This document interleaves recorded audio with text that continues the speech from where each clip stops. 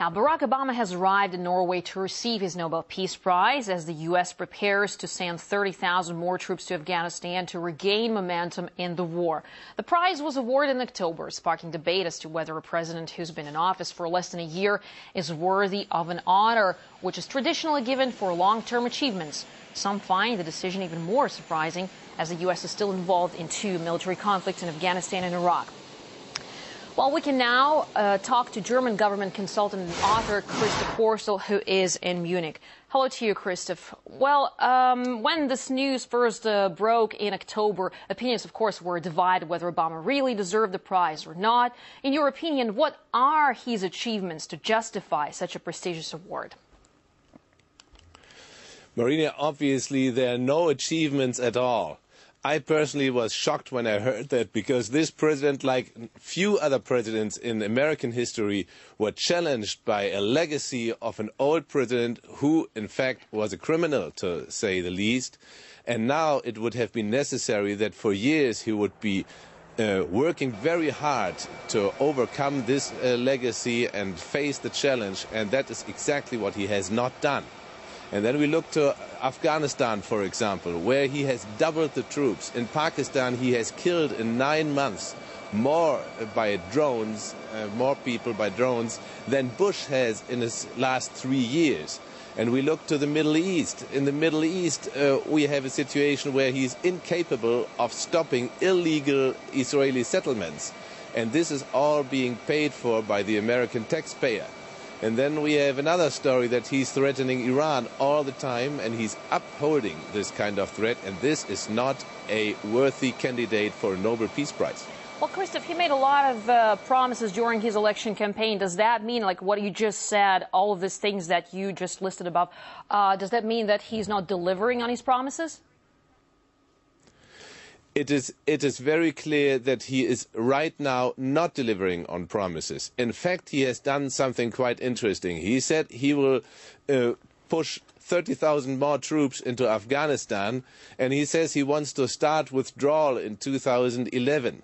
But the problem is this: there are conditions to the start of this withdrawal, and these conditions are very unlikely to be met.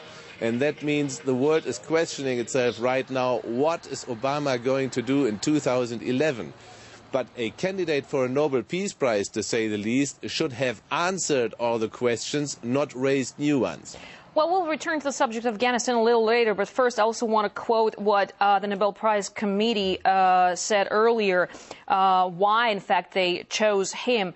Quote, unquote, only very rarely has a person to the same extent as Obama captured the world's attention. So does it mean actually that in order to qualify for the Nobel Peace Prize, you need to be sort of a media person and to catch the spotlight of the media? Good question, Marina. You see, it's like this. You have in the State Department, the Foreign Office of America, you have 5,000 people just doing propaganda. In the Ministry of Defense, you have 27,000 people for propaganda and recruitment at a budget of $4.7 billion a year. That was this year, this budget, and this number of people this year.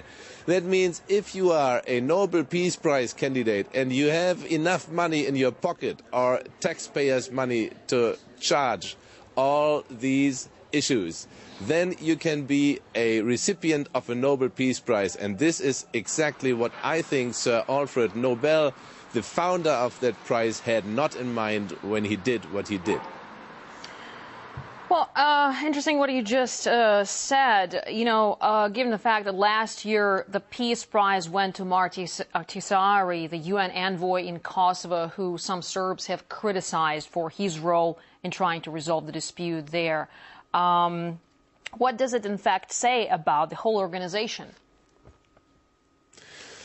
Well, let me say one thing to Kosovo. There's a German Army Institute in Berlin, and that said about Kosovo, that is a polycriminal, multifunctional space in Europe. This is, of course, not something you give anybody a prize for. In fact, politicians who have decided to set up this multi-criminal space should themselves face trial. And what does this say on the judgment of the panel choosing candidates for Nobel Prize, we must say, I think, to my feeling, I'm sorry to say that, but this is corruption.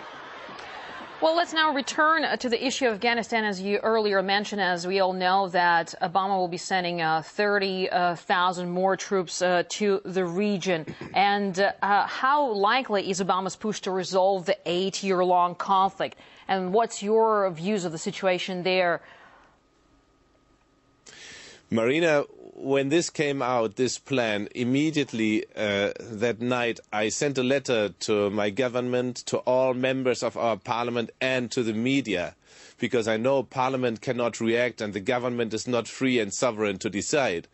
And I told them this is a loser's strategy, and I gave several reasons. One reason is Afghanistan's problems cannot be solved by soldiers. If we know one thing after all these 8 years, it's that soldiers are making things worse instead of improving them.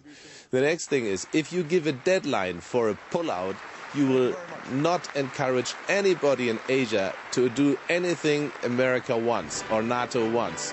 So the deadline was in fact the best way to spoil all your goals in the area.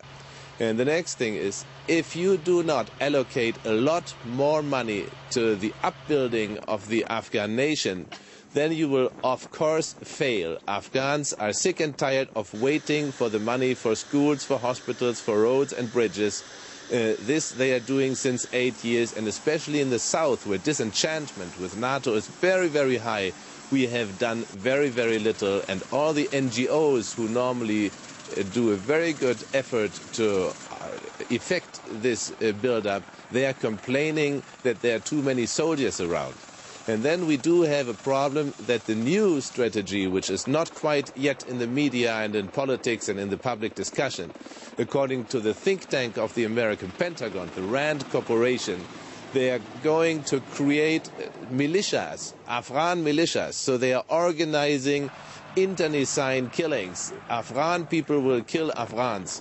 And that is something the CIA is doing right now. And in order to get the members and the fighters for these militias, they even go to the prisons and release criminals, give them weapons, give them dollars, and then let them fight. And I do not think this can be anyhow described as nation building. All right, Christoph Horstel, German journalist and author, thanks very much for being here with us in the program and sharing your views with us. Thank you.